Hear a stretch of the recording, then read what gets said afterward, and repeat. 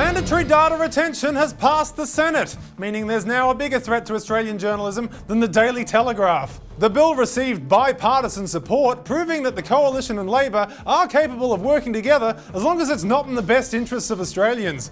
Under the new laws, security agencies will be able to access journalists' metadata with a warrant, but journalists will not be notified of the warrant, so they will not be able to contest the attempt to access their metadata, which means either the government wants security agencies to have unfettered surveillance powers, or they really want a way to bypass the paywall and see journalists' stories for free.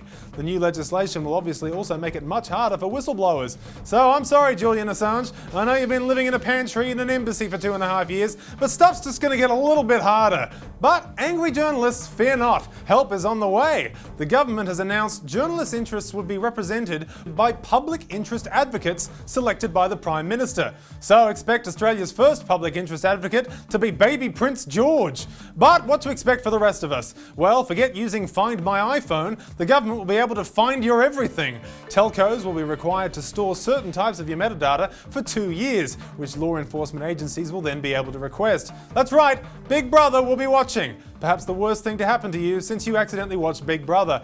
And best of all, you're paying for it. How much exactly? Well, that depends whether you're talking about the setup costs or how much the government is going to contribute. Now, if you're talking about the setup costs, the government won't say. But if you're talking about how much the government is going to contribute, the government won't say. At any rate, you'll be paying more to access the internet, as you'll be paying the government to gather information about you. It'll be like having your biographer following you around 24/7, which sounds pretty intrusive, unless of course you're Bob Hawke.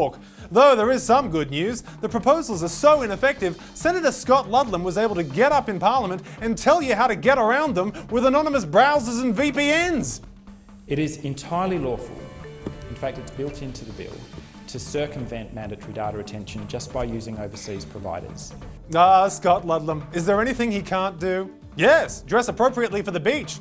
Ludlam's advice wasn't news to some in Parliament who already know their way around data retention. Communications Minister and Prime Minister in 2 months from now, Malcolm Turnbull, who actually introduced the legislation for the metadata retention scheme, uses secret messaging apps like Wicker, presumably to tell everyone how much he loves Tony Abbott. Meanwhile, Philip Ruddock is still using Bebo. But more importantly, the Attorney General, George Brandis, probably the only man in the country who still looks forward to receiving a phone book, still hasn't offered a convincing case for mandatory data retention. We all remember his first attempt. But at least something positive came from it. Metadata grilling gains Logie nomination. Logie, Australia's lowest honour. And yet, George still hasn't got his head around everything meta. On Tuesday, when asked whether meta tags are within the data set, Brandis gave this response. If you offer me a definition of meta tags and what you mean when you use that word, I will tell you whether they are within or without the table. When it comes to metadata and meta tags, George is up shit creek without a paddle. That's a metaphor, George. You'll get the hang of it. But look, if you do want to know which apps to use to avoid the data retention scheme introduced by Malcolm Turnbull, I've found someone who can help you with it. It's Malcolm Turnbull.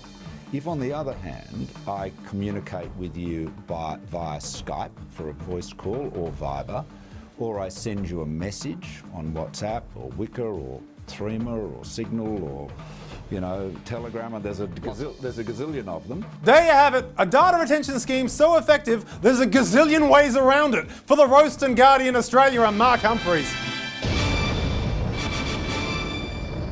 It is the epitome of being an Australian human being. You'd get in here about kind of 10:30. You'd be in the club till about 2, 3.